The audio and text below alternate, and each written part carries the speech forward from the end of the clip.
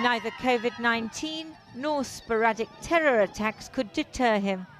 It was too dangerous for the Pope to drive from the airport in his normal open-topped vehicle.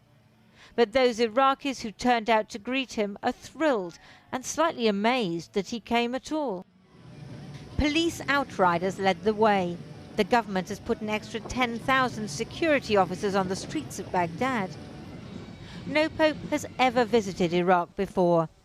Francis was taken to the presidential palace, where he and Prime Minister al-Khadami were greeted by traditional dancers, symbols of Iraq's history of religious and cultural diversity, damaged by the sectarian violence of recent years. All this has brought in its wake death, destruction and ruin. Not only materially, the damage is so much deeper if we think of the heartbreak endured by so many individuals and communities, and wounds that will take years to heal. 10 years ago, 58 Christians were murdered by al-Qaeda gunmen in Baghdad's Syro-Catholic Cathedral. Many survivors then chose to leave Iraq. Since 2003, the country's Christian population has declined from 1.5 million to just 250,000. Today, the Pope went to the same cathedral to try to give hope not only to those Christians who've remained behind, but also to those of other faiths who've stood against the persecution of minorities. I want to return now to our brothers and sisters who died in the terror attack in this cathedral 10 years ago, for which the beatification process continues. Their death strongly reminds us that incitement to war, hate, violence and bloodshed is not compatible with religious teachings. I want to remember all the victims of violence and persecutions, whichever religious communities they belong to. Outside, Christians had to watch on their phones because they weren't allowed into the cathedral for security reasons. Still, at least the Pope was there. I was really looking forward to seeing him, or at least catching a glimpse. But what can we do? These are orders, but we thank God for this visit. The Grand Immaculate Church in Karakosh near Mosul was destroyed by the Islamic State in 2014 and recaptured by Iraqi forces 2 years later. This was Iraq's biggest and one of its most ancient Christian communities. Some here speak Aramaic as Jesus did. Now they've rebuilt and are readying for the Pope, who'll hold a socially distanced mass there on Sunday. They're picking lots because everyone wants to attend. The faithful who've survived ISIS, remained in Iraq and have a chance to pray with their Pope are not so worried about catching COVID-19. Tomorrow he'll go to Najaf to see Ayatollah Sistani, the most revered Shiite cleric in Iraq. Two religious leaders trying to spread harmony and peace.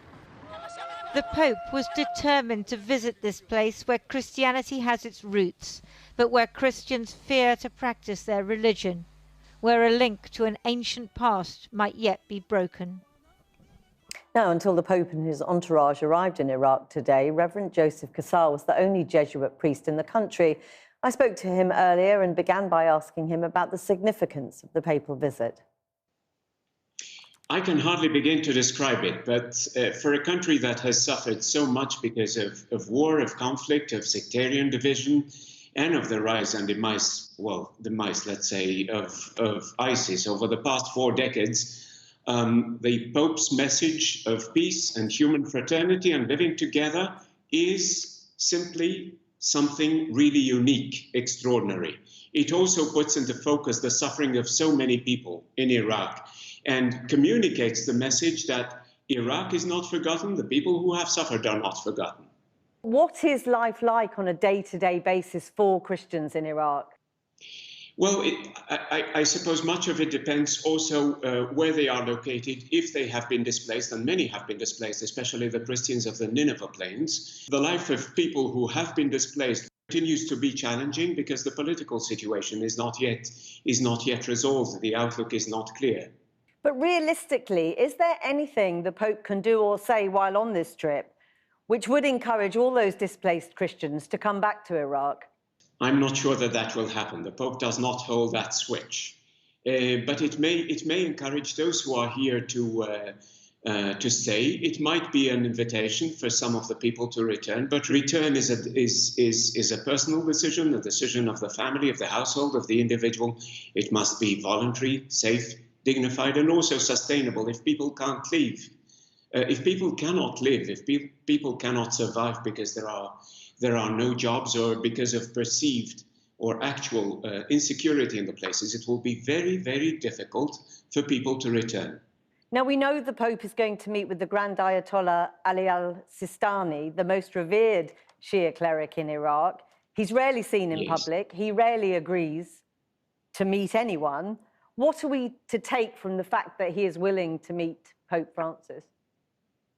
I think there's a uniqueness to that visit.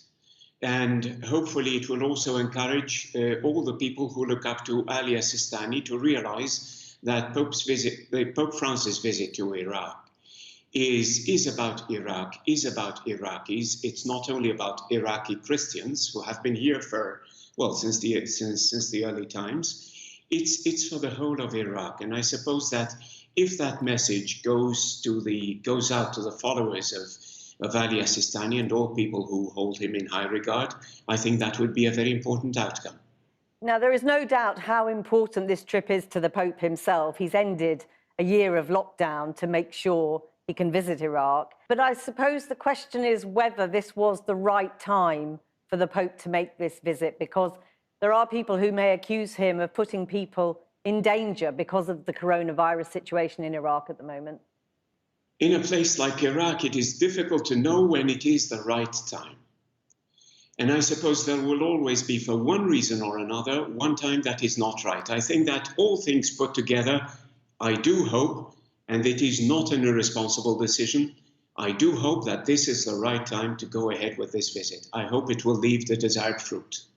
Father Joseph Casal, thank you so much for talking to us today. Thank you for having me. Bye-bye.